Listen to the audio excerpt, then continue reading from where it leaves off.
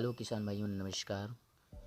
किसान भाइयों, आज आपके लिए हम सबसे बढ़िया जो लेके आए हैं वो मेथी की खेती के बारे में आपको बताने जा रहे हैं, जिसकी बुआई करके आप बहुत अच्छा इनकम भी हासिल कर सकते हैं। और दूसरी चीज़ कि मेथी की खेती की बात अगर करें तो मेथी एक पत्तेदार वाली फसल है जिसकी खेती देश भर में की जाती है। इसकी गिनती मसालेदार फसलों में होती है। साथ ही इसका उपयोग दवाओं को बनाने में भी किया जाता है।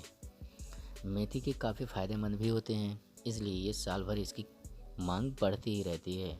मेथी में सबसे ज़्यादा प्रोटीन, सूक्ष्म तत्व, विटामिन समेत कई विटामिन भी होते हैं। तो इसकी मांग ज़्यादातर करके लोग आयुर्वेदिक में खूब की जाती है। ख़ास तौर पर मेथी के बीज सब्जी और अचार बनाने में इस्तेमाल किए जाते हैं। अगर किसान मेथी की खेती वैज्ञानिक तकनीक से करे तो आपको इसकी फसल में सबसे अच्छी उपज पा सकते हैं।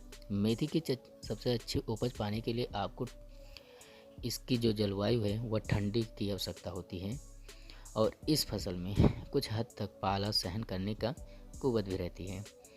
और वहीं वातावरण की अगर बात की जाए तो वातावरण में नमी होने से या बादलों के घिरे रहने से सफ़ेद चूड़ी, चौसा जैसे रोगों का खतरा बना रहता है। कई इसकी बीमारियां भी मेथी खाने की सलाह भी दी जाती है। कि आइए हम आपको बताते हैं कि कैसे मेथी की खेती वैज्ञानिक तरीके से की जाती है। हम बात करते हैं कि मेथी की सबसे अच्छी उपज लेने के लिए कम तापमान और औसत बारिश वाले इलाके में सही रहते हैं। यह पाले की दूसरी फसलों के मुकाबले ज़्यादा बर्दाश्त करने के लिए होती हैं। इसलिए पंजाब, राजस्थान, दिल्ली समेत तमाम उत्तरी राज्यों में इस खेती का उपयोग ज़्यादा किया जाता है और इसी के साथ दक्षिण भारत में भी इसे सफलतापूर्वक उगाया जाता है। लेकिन इसकी खेती ना ज़्यादा बारिश वाले इलाके में भी की जाती है और न ज़्यादा सूखे इलाके में। खास बात को अगर ध्यान में रखा जाए कि मेथी की खेती के लिए सबसे अच्छी जो मिट्टी होती है वह दोमट मिट्टी और बालू वाली मिट्टी इसमें सबसे अच्छी पैदावार होती है, क्योंकि इसमें कार्बन डाइऑक्साइड पदार्थ पाया जाता है। इसकी पैदावार वहाँ ज़्यादा होती है जहाँ पीएच मान 6 से 7 के बीच में होना चाहिए और जहाँ पानी का निकास को बेहतर इंतजाम भी होना चाहिए। बात करते हैं कि इसकी खेती को तैयार कैसे किया जाए। सबसे पहले खेत को अच्छी तरह से तैयार कर लें। पहली जुताई मिट्टी पलटने वाले हल से करें और इसको 2 से 3 जुताई देसी हल से करें और फिर हैरों से करें। अब मिट्टी को बारीक और एक साथ करना चाहिए। बता दें कि बुआई के लिए सबसे सही ज़रूरत जो है, समय से खेत में नमी होनी चाहिए ताकि सही अंकुरण हो।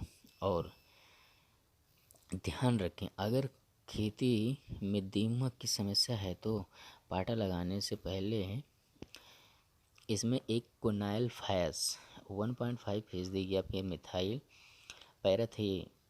पैराथियान 2% चूर्ण 25 किलोग्राम प्रति हेक्टेयर की दर से मिला लें और इसका छिड़काव कर दें। इससे आपको दीमक जो है उसमें वो ख़त्म हो जाएंगे। अगर खाद की बात की जाए तो इसमें ज़्यादा खाद और उर्वरक का प्रयोग नहीं पड़ता है, क्योंकि बता दें कि इसमें लियोमेंसी यानी दलहनी कुल की होने के कारण यह वायुमंडल में नाइट्रोजन इकट्ठा कर लेती है, लेकिन पत्तियों और बीज ज़्यादा तादाद में हासिल करने के लिए खाद और उर्वरक को तादाद में देने चाहिए हल्का। खेत में अगर 150 कुंटल गोबर की खाद प्रति हेक्टेयर की दर से डालें।